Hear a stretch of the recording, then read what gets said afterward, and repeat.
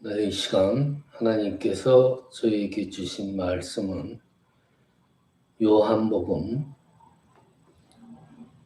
12장 20절부터 25절까지입니다.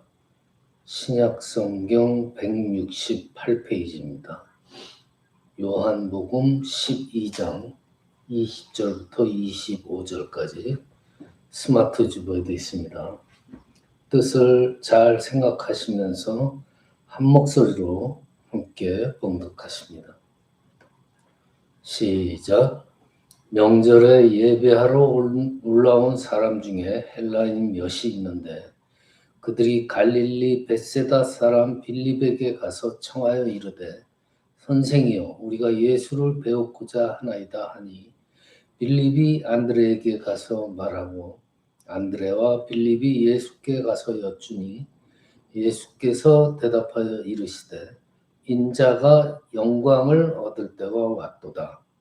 내가 진실로 진실로 너희에게 이르노니 한 알에 밀이 땅에 떨어져 죽지 아니하면 한 알 그대로 있고 죽으면 많은 열매를 맺느니라. 자기의 생명을 사랑하는 자는 잃어버릴 것이요 이 세상에서 자기의 생명을 미워하는 자는 영생하도록 보전하리라. 아멘. 네, 오늘은 그 사순절의 첫 번째 주일입니다. 4월 10일이 또 이제 종료 주일이 돼요. 그래서 4월 11일부터 16일까지 고난주간이 되고 4월 17일이 이제 부활주일이 되겠습니다. 오늘은 사순절 시작의 첫 번째 주일이 되죠. 여러분들 기독교의 핵심이라는 것은 두말할 것 없이 부활입니다. 기독교의 핵심은 부활에 있습니다. 그렇다면은 그 부활을 가능케 한 그 고난의 의미 또한 매우 중요하다고 할 수 있어요. 전통적인 기독교에서의 여러 가지 일정들을 보면은 바로 지났죠. 제2의 수요일, 애쉬 웨드스데이부터 이제 부활절까지 주일을 뺀 40일간의 기간을 정해서 이제 사순절을 지내고 있는 거예요. 그래서 오늘이 이제 사순절 첫 번째 주일로 시작이 됐죠. 근데 이 40이라는 그 상징적 의미는 성경에서 노아 홍수 기간이 40일이었죠. 그리고 또 예수님께서 공생애를 출발하는 순간 가졌던 금식 기도가 40일이었어요. 그리고 모세가 시내산에서 십계명을 받기 위해서 지낸 기간이 40일이에요. 또 엘리야가 호렙산에서 하나님의 계시를 받기 위해서 기다린 기간이 또 40일이었어요. 이런 점들을 우리들한테 이 40이라는 의미로 우리들한테 상기를 시켜줍니다. 이 기간 동안 우리 성도님들은 우리 인간들의 그 죄성 또 하나님의 은혜 이런 것들을 깊이 깨닫는 그러한 기간이라고 할 수 있습니다. 사순절이 시작되는 첫날은 애쉬 웬스데이라고 그랬죠. 제2수요일 회개하면서 준비하는 날이에요. 그리고 이제 다가오는 종료주일 팜 선데이라고 그러죠. 이것은 이제 부활절 전 주일입니다. 그래서 주님께서 예루살렘에 입성하신 날을 기념하는 거예요. 그것이 이제 종료주일이에요. 그 종료주일 때 예수님께서 예루살렘에 입성하실 때 사람들이 외친 호산나, 호산나라는 말의 뜻, 이것은 바로 구합니다. 우리를 구원하여 주시옵소서. 그런 뜻이에요. 특별히 우리는 이제 홀리 위크라고 그래가지고 고난주간 고난주간을 매우 엄숙히 지내고 있어요. 종료 주일 후 월요일부터 고난받으신 날까지의 그 한 주간을 의미하죠. 이것이 이제 홀리위크예요. 고난주간. 이 성전의 정화 사건 아시죠? 그런 여러 가지 사건들을 위시해서 하루하루 예수님께서 하신 일들을 기억하는 주간이에요. 특별히 예수님이 당하신 그 고난을 생각하면서 그 고난에 동참하기 위해서 거룩하게 보내는 기간이 바로 고난주간이에요. 예수님의 고난을 묵상하면서 부활을 기다리는 이 기간, 이 사순절 기간 동안 성도님들 여러분의 그 영적 성장이 더욱더 일어나기를 간절히 바랍니다. 자, 보통 사람들, 일반 사람들의 영광이라는 것은 크게 되는 거죠. 잘 되는 거, 높이 들어 올려지는 거. 그러나 예수님은 어디에서 영광을 보십니까? 미랄 하나에서 영광을 보세요. 이 미랄 하나는 가치로 따진다면 뭐 정말 미약하기 짝이 없습니다. 그런데 예수님께서는 이 미랄 하나를 주는 영적인 원리 때문에 오히려 이 미랄의 가치를 대단한 가치로 평가해요. 자, 오늘 본문 예수님께서 예루살렘에 입성하시자 헬라인 몇 사람이 예수님을 만나고자 면담을 요청하죠. 자, 이 헬라 사람들이라는 것은 이 그들이 믿는 신들이 참으로 음란했대요. 그리고 이 헬라 사람들은 자기들의 종교보다 더한 그 종교들을 상당히 무시하고 그런 경향이 있었어요. 그리고 인간 이성의 그 한계를 뛰어넘지 못했던, 그러니까 인간 이성이 최고다라고 믿었던 그런 사람들이에요. 그래서 이 몇몇 헬라 사람들이 종교보다도 자기들의 종교보다 유대교로 귀의를 해요. 그렇지만 유대교로 전향을 했지만은 그때 당시에 형식을 자꾸 강조하는 유대교에서 참된 진리를 찾지 못했어요. 그때 이 헬라 사람들이 나사로를 살리신 예수님의 소식을 듣습니다. 그래서 이 몇몇 헬라 사람들이 예수님을 찾아와서 예수님이 인간의 근본 문제인 이 죽음이라는 것을 해결하리라 하고 생각하고 질문을 던집니다. 근데 예수님은 헬라 사람들을 보시자마자 뭐라고 해요? 인자가 영광을 얻을 때가 왔다라고 말씀하십니다. 밑도 끝도 없이 그런 얘기를 하는 거예요. 동문서답이죠. 그렇지만 이 말씀은 정말로 그들한테 주신 적합한 말씀이었어요. 왜냐하면 헬라인들은 아까 말씀드렸죠. 아주 이성적인 사람들이기 때문에 이 죽음 또는 자기 희생 이런 걸 싫어합니다. 그 사람들은 생각하기를 참 좋아해요. 그래서 그 시대에 그 헬라 사람들 사이에서 철학이 발전했죠. 생각하기를 좋아하지만 행동하기를 싫어요. 그리고 희생이라는 단어를 철학적으로 강조를 해요. 그렇지만 남들이 희생하는 걸 좋아하지 자기가 희생하는 걸 좋아하지 않아요. 한마디로 뭐예요? 손 안 대고 그냥 코 풀기를 하는 걸 즐겼다. 자, 우리들요. 이 헬라인들의 모습에서 우리들 모습을 볼 수도 있습니다. 세상이 점점 살기 힘들어지고 어려워지는 이유 중에 하나가 우리가 직접 수고하지 않고 그냥 공짜로 무엇을 얻고자 하는 공짜 심리 때문이에요. 그래서 이 세상이 자꾸만 어려워지고 포악해지고 난폭해지고 야비해져요. 이런 세상의 심리가 신앙생활에도 그대로 나타나요. 쉽게 영광을 얻고 쉽게 열매를 맺고자 합니다. 기도 몇 마디 해놓고 모든 것 해결해 달라고 합니다. 그리고 기도가 응답되지 않으면은 불평하고 하나님을 불신하고 원망해요. 이런 신앙이 뭔지 아세요? 무당이에요. 무당신앙. 무당신앙은 어때요?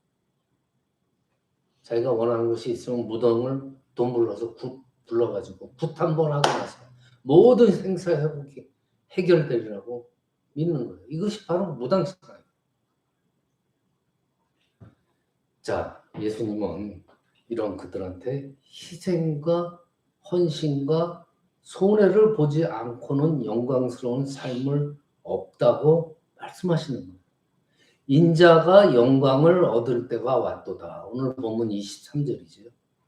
인자라는 것이 성경에 90회 이상 나온다고 그래요. 이 인자, 누굴 가리켜요? 예수님 자신을 가리키죠. 영광이라는 것은 십자가의 죽음을 뜻해요. 자, 그런데 예수님은 십자가의 죽음이 바로 지금이라고 그랬습니다. 예수님께서는 지금 당장 십자가를 지고자 하셨어요. 그러면 십자가에 죽는 것이 어떻게 영광이 됩니까?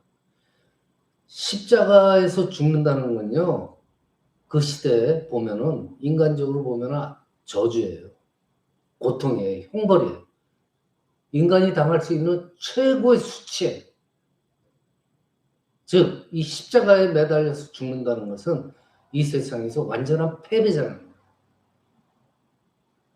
그렇지만 예수님은 이 십자가의 죽음을 하나님 편에서 보신 거예요. 이럴 때 십자가의 죽음이라는 것은 수치나 패배가 아니라 영광이요 승리였다는 거예요. 절망이 아니라 희망이었다는 거죠. 예수님께서는요, 이 십자가 죽음을 통해서 죽음을 이기시고 뭘 얻었어요? 영광을 얻으셨어요. 그러니 이것은 패배가 아니죠. 영광이죠. 자, 오늘 이 본문 말씀에 하늘의 밀이라고 하셨습니다. 우리는 이 하늘의 밀, 정말 대수롭게 여깁니다. 그렇지만 아까 말씀하신 대로 예수님은 이 하늘의 밀을 아주 소중하게 여기셨어요. 왜냐? 이 하늘의 밀에, 이 작은 밀에도 생명이 있기 때문이에요. 살아있는 생명이 있기 때문이에요. 이 작은 쌀 한 톨에도 생명이 있다는 거예요. 이 밀알이 땅에 심겨져서 죽으면요, 30배, 100배, 1000배 열매를 맺는 것을 예수님께서는 강조하시고 보시고. 자, 예수님이 바로 이 하늘의 밀알이에요.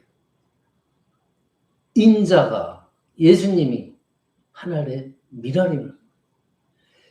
하늘의 밀알로 십자가에 달려서 죽으시면은요, 그 예수님의 생명이 어떻게 돼요? 수많은 사람들의 생명을 얻는다는 것을 예수님은 보신 거예요. 여러분들, 생명이 없다는 것은 모두가 헛것이죠. 허상이죠. 여러분들, 황금으로 뒤덮였던 솔로몬의 성전 어떻게 됐어요? 무너졌어요. 밀알하고 황금으로 뒤덮여진 성전 생각을 해보세요. 비교도 안 되죠. 그렇지만 이 밀알 한 알이 더 생명력이 있고 소중하다. 생각해 보세요. 이 태초에 만들어진 이 작은 하나, 이 밀알 하나가 지금도 전 세계의 인구를 먹여 살리고 있다는 거예요. 이 밀알 하나가. 아무리 보잘것없다 하더라도 여러분들 마음속에, 여러분들 속에 생명이 있다면요, 그것은 가장 귀하고 아름다운 거예요. 생명이 천하보다 귀한 이유가 여기에 있다는 거예요. 잃은 양을 구하고 기뻐하는 이유도 생명이 있는 그 잃은 양을 구하였다는 그런 기쁨 때문이에요. 생명. 근데 가만히 보면은 요새 사람들 말할 때, 나라는 존재를 아주 미혹한 존재로 여길 때가 많이 있어요. 그것을 무슨 뭐 겸손의 미덕이라는 아주 좋은 말로 미화하고 그러기도 하죠. 내가 무슨 내가 뭔데? 나 같은 사람이 뭐 이런 말들은 많이 하잖아요. 그리고 나는 흙수저야. 나 흙수저로 태어나서 이렇게 살 수밖에 없어. 자기 자신을 비하합니다. 그렇지만 다시 생각을 바꾸셔야 돼요. 우리가 살아있다는 것, 생명이 있다는 것, 특별히 살아서 생명을 가지고 하나님의 구원을 받았다는 것 하나만으로도 정말 우리가 기뻐하고 감사해야 됩니다. 이 우리들의 생명이라는 건요, 돈하고 금수저하고는 비교가 안 돼요. 그래서 우리는 나 자신의 고유한 그 능력, 내가 얼마를 가지고 있다, 재산이 얼마다, 이런 것 가지고 우리 자신을 폄하해서는 안 돼요. 무조건 살아있는 생명이 있는 우리는 귀한 것. 하나님한테는 특별히 귀한 우리들의 존재라는 거죠. 절대로 자기 자신을 비하하거나 좌절해서는 안 돼요. 자, 그러면 이 시에는 미랄의 씨라든지 쌀알의 씨라든지 이 씨에는 생명이 있지만은 이 씨를 그냥 허공에 놔두면 저절로 열매가 맺지 않습니다. 땅에 떨어져서 묻혀서 죽어야 싹이 나고 자라고 꽃이 피고 열매가 맺죠. 하늘의 미랄이 땅에 떨어져서 죽지 않으면 결코 생명의 열매를 맺을 수가 없다는 얘기예요. 이것이 바로 떨어지는 거. 뭐예요? 낮아짐의 영광의 법칙이에요. 낮아짐의 법칙. 미랄이 땅속으로 떨어져 들어가서 썩어져서 싹이 난다는 거. 이것이 바로 겸손이에요. 낮아지는 거예요. 예수님이 어떻게 했어요? 하늘에서 땅으로 낮으셨어요. 인류가 구원받는 엄청난 은총이었어요. 여러분들, 물이 높은 곳에서 아래로 떨어질 때 에너지가 생기는 거예요. 고기압에서 저기압으로 이동할 때 바람이 생기잖아요. 에너지가. 이것이 하나님의 창조의 원리고 세상을 살리는 법칙이에요. 잘 나가는 사람들 보면은, 흔히들 보면은 하나님 찾지 않습니다. 절박한 상황에 처할 때 하나님을 찾게 되고 만나게 되죠. 이 절박한 상황이라는 건요, 하나님께서 호출하신 거예요. 그리고 거기서 그 고난과 고통 속에서 낮아진다는 것은 고통의 자리가 아니에요. 은혜의 자리예요. 영광의 길이에요. 낮아진다는. 영광의 길로 가는 과정이에요. 하나님께 쓰임받는 법칙이라는 거예요. 낮아짐의 원리. 낮아짐으로써 에너지가 생긴다. 오늘 본문 25절에 보면 자기 생명을 사랑하는 자는 잃어버릴 것이요. 이 세상에서 자기 생명을 미워하는 자는 영생토록 보존하리라 했어요. 생명을 미워한다는 것은요, 문자적으로 생명을 포기하는 것만이 아니라 나 자신이 자아가 죽는 것을 포함하는 거예요. 그리고 나 자신을 덜 사랑한다는 뜻이에요. 다시 말해서 삶의 우선순위가 무엇인가를 말하는 거예요. 삶의 우선순위에서 우리들의 가치관이 형성되잖아요. 자기를 먼저 사랑하면요, 사랑을 해도 자기 중심적인 사랑이 돼요. 자기 나를 너무 사랑하는 게 돼요. 그렇지만 하나님을 먼저 사랑하면요, 하나님 중심으로 가치관이 형성이 되잖아요. 하나님 중심적인 사랑. 그리고 이웃을 사랑할 수 있잖아요. 다른 사람을 먼저 사랑하는 그런 이타적인 그러한 사랑이 될 수가 있는 거예요. 여러분들 자기 자신을 너무나 사랑하다가 나 자신만 생각하다가 미래를 망치는 어리석은 자들이 얼마나 많습니까, 이 세상에. 헬라인들이 스승으로 모시려고 예수님께 찾아오고, 유대인들이 왕으로 모시려고 했지만 예수님은 어느 길로 갔어요?